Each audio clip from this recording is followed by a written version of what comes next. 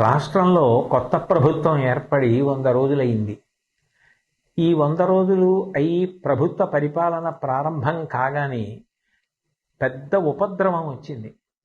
కృష్ణానదికి గొప్ప వరదలు రావడం, ఆ వరదల్లో ఎన్నో వేల కుటుంబాలు నిర్వాసితులు కావడం, ప్రజలు అన్నవస్త్రాలకి అలమటించడం లాంటివి కూడా సంభవించాయి. అటువంటి విపత్కర సమయంలో రాష్ట్ర ముఖ్యమంత్రి గౌరవనీయులు శ్రీ నారా చంద్రబాబు నాయుడు గారు జేసీబీ ఎక్కి పడవలో ప్రయాణం చేస్తూ బురద నీటిలో నడుస్తూ ప్రజలందరికీ కూడా ధైర్యాన్ని కల్పించి నేనున్నాను, బెంగ పెట్టుకోవద్దు అని చెప్పి వాళ్లలో ఒక స్థైర్యాన్ని నెలకొల్పారు. అలాగే మంత్రులు, అధికారులు, అనధికారులు అందరూ కూడా ఆ కష్టంలో ఉన్న ప్రజలందరినీ ఆదుకోవాలి అని గొప్ప ఆర్తిని చూపించారు. ఈ సందర్భంగా ప్రత్యేకించి ప్రస్తావించవలసిన వారు పారిశుధ్య సిబ్బంది.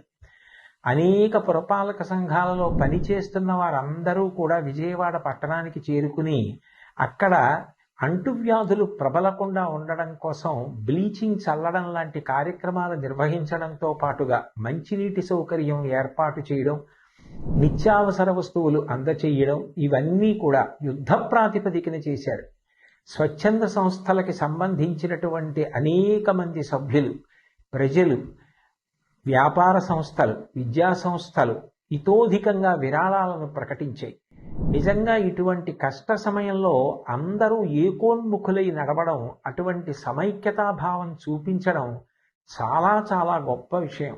భాగవతంలో పోతన గారు ఒక మాట అంటారు, పరహితము చెయ్యునెవ్వడు పరమహితుండగును భూత పంచకమునకును, పరహితమే పరమధర్మము పరహితునకు నెదురు లేదు పర్వేందుముఖి అంటారు. పరుల యొక్క హితం కోసం ప్రవర్తించే వాళ్ళు ఎవరుంటారో వాళ్ళకి పంచభూతాలు కూడా సహకరిస్తాయి. ఇటువంటి కష్టకాలం వచ్చినప్పుడు ప్రజలందరూ కూడా ఒకే త్రాటి మీద నిలబడడం, అంత గొప్ప సమైక్యతా భావంతో కష్టంలో ఉన్న వాళ్ళందరినీ ఆదుకోవాలని ప్రయత్నించడం చాలా చాలా గొప్ప విషయం.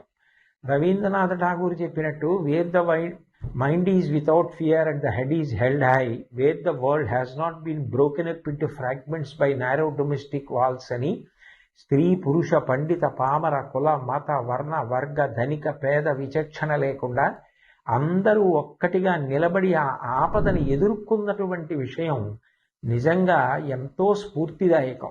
రాబోయే కాలంలో కూడా సుపరిపాలన ప్రభుత్వం అందించడానికి, ప్రజలందరూ సమైక్యంగా ఉండి ప్రగతి బాటలో నడవడానికి కావలసినటువంటి మంచి బుద్ధి వైభవాన్ని పొందడానికి భగవంతుడు తన ఆశీర్వచనాన్ని అందించాలని, ఈ రాష్ట్రం బాగా వృద్ధిలోకి రావడానికి అది కారణం కావాలని నేను భగవంతుణ్ణి ప్రార్థన చేస్తూ, నిజంగా ఈ కష్టకాలంలో అంత గొప్పగా నిలబడిన అందరికీ నా హృదయపూర్వక నమస్కారాలు తెలియచేస్తూ సెలవు తీసుకుంటున్నాను. స్వస్తి.